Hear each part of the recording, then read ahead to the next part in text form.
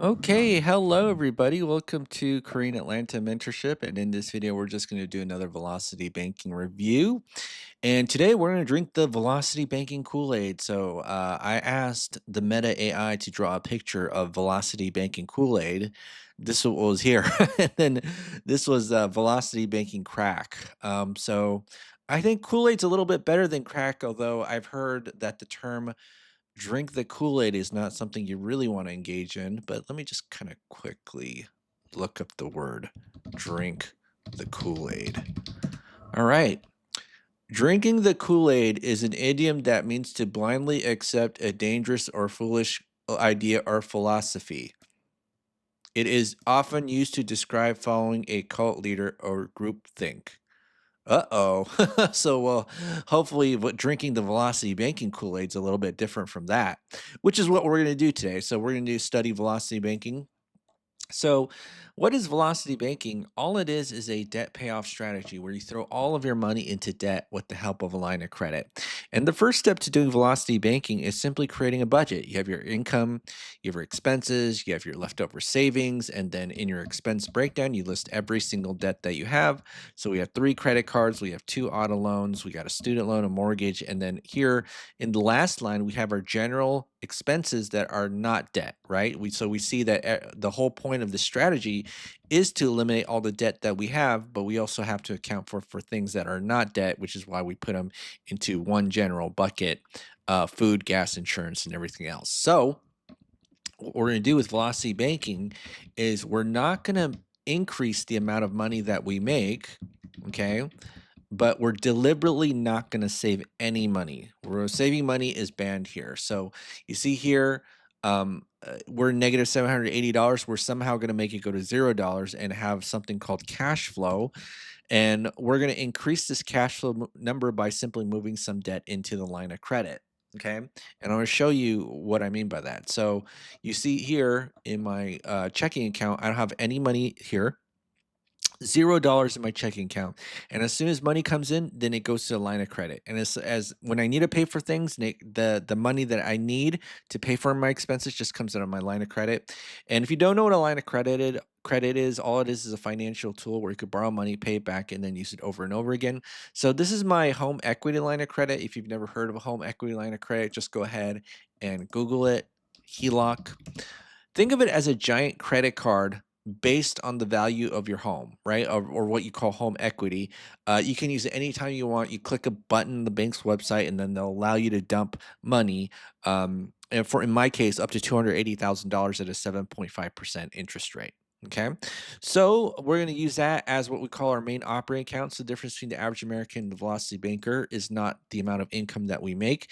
It's about what's our main operating account. For the average American, it's going to be the checking account. We pay for things out of our checking account and we put the leftover here in our savings. In this case, we don't even have any savings. And then here we have our income, right? We have our income and we have our expenses, but we're going to not save any money and we're going to use our line of credit as our main operating account. Okay. So let me go ahead and do this, which is going to be 25, 26, 50. So I'm going to add up all of this, and this is going to be $101,000 of credit card debt. And just by simply doing a debt transfer, okay, of $101,000, even though we're negative 780, guess what happens to our cash flow, right? Because these 3 payments, they just simply go away. And we literally went from negative $780 to $2,607 a month in cash flow.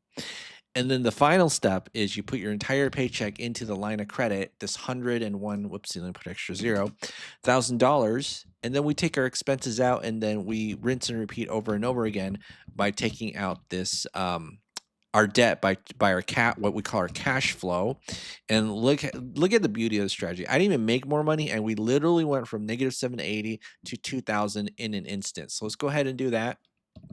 And I'm going to go ahead and put the next month. So it's next month's balance plus the next month's interest minus our cash flow, which is 2607.52. And then we're going to take the interest, which is going to be based on the average daily balance, right? Multiplied by the interest rate, which is multiplied by 0.08. All right, 0.8, and then you divide by 12. Okay, that's how you calculate the interest. And then all we do is copy and paste, and then soon that debt will eventually go away. All right, so we see that in 45 months, okay, 45 months the debt was paid off. All right, so let's go ahead and do this. So 45 months, and we paid off 101K of debt. Now, luckily, we have something called the cash flow index, right? So that will help us determine, or actually, this loan calculator where we type in the current month, which is 45, and we have this thing called the cash flow index that will help us determine which debts to pay off. So this is like a ranking system. And if you know anything about this, basically the lower the number, that's the one you want to pay off because you get more bang for your buck in terms of paying off the loan. So would you rather pay $275,000 for $1,200 of cash flow, or maybe 15 grand for 10,000 or $1,000 of cash flow? The lower number simply means we just get a lot more cash flow, more bang for our buck regardless of the interest rates. Let's go ahead and get this. So this is going to be 16 grand. 16 grand. All right. So let me go ahead and move that right here. It's going to be plus 16218. Okay. And then I am going to do 00. And then this is going to be $3,000 of cash flow. Okay. So let's go ahead and do this. I'm going to copy and paste.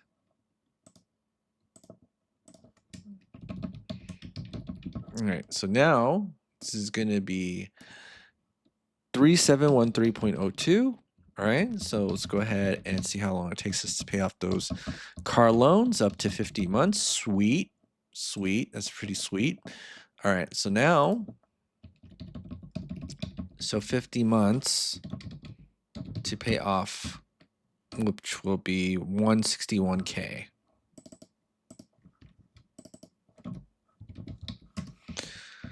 All right, and so now it's 200. So we only have these two loans left, which is a student loan and the auto loan. So I'm going to do right here. So this is 00, 50, 50. And then let's get rid of this student loan. So one thing that, just a general rule of thumb, if the cash flow index number is really high, and the formula is the balance divided by the monthly payment, you want to take into account the interest rate difference, right? So because this is such a low interest rate and you're moving into 8% line of credit, you're going to throw money on the table, or is it off the table? I don't even know. You're gonna waste money by simply moving the whole thing into a line of credit. So what's really important when it comes to a 30-year mortgage is you got to pay it off last, okay? And then not only pay it off last, but pay it off in chunks. So let's just do this. I'm going to move this into the line of credit. So 7% loan into an 8% line of credit. And I'm going to go ahead and do this, which is plus 133,141.38. And then we're going to get back the $2,000 of cash flow. So this is going to be 0. And then 6 grand. Dang, 6 grand? That's pretty sweet. All right, so now I'm going to go ahead and do this. So this is going to be minus 6035.19. All right. All right. All right. So now this is going to be 74 months. Sweet. 74 months until the student loan is paid off. Yeah, 74 months.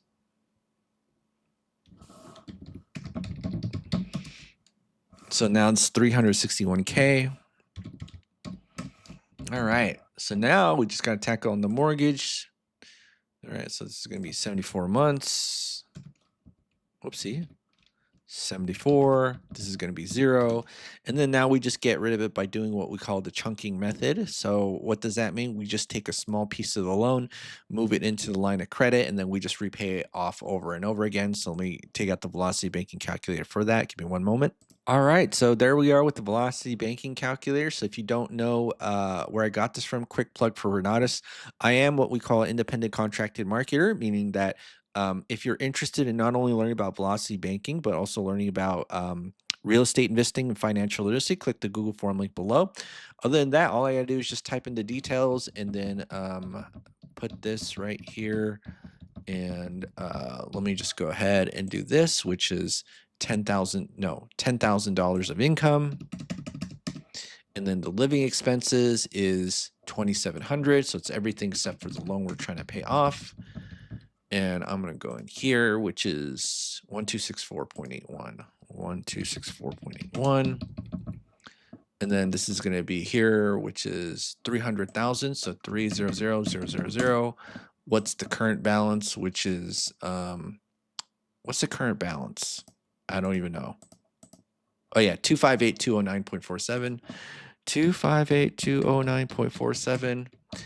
And then 10000. So you see that it gets paid off in 3.2 years. Now, some of the things you might hear, crazy things on the internet is, oh, loans bad, lines of credit good. So always replace your loan with a line of credit, even if it's at 8%. If we place the whole thing, look at this, we pay a little bit more, 37 grand versus 13 grand, right? I don't know if you want to put money on the table, but if you don't need to, why do it, right? All right, so it's 3.2 years, and then I am going to do something, which is 0 right here, is 74 divided by 12 plus 3.2, and then that's going to be 9.37 years, and we are debt-free. Debt-free. Now, if you take a look at this, 3.2 years, I know that might seem impressive to you, but if I paid off my mortgage in 3.2 years, I'm going to be a little bit ashamed because I paid mine off in 2 years and 9 months. This is actually my mortgage statement. 0 balance, right? Paid off in 2 years and 9 months. If you want to pause it and take a look and calculate it, you can, but this is literally my mortgage. All right, so if I take a look down here, okay, how did I get here? Maybe it's because I either took the velocity banking crack or the velocity banking Kool-Aid, so you get to pick your poison, right? No, I promise it's not poison. It's just pictures. But you might possibly be debt free by learning all of this. But this is just what I do pretty much every single day. And so if you're interested, go ahead and join the channel by being part of the Velocity Banking cult. Because that's what we do in this cult. We drink the Kool-Aid, but it's the good Kool-Aid, not the bad one. All right. Well, that's it for today, folks. This is Crane Atlanta Mentorship. Have a great day, and I'll see you all on the next video.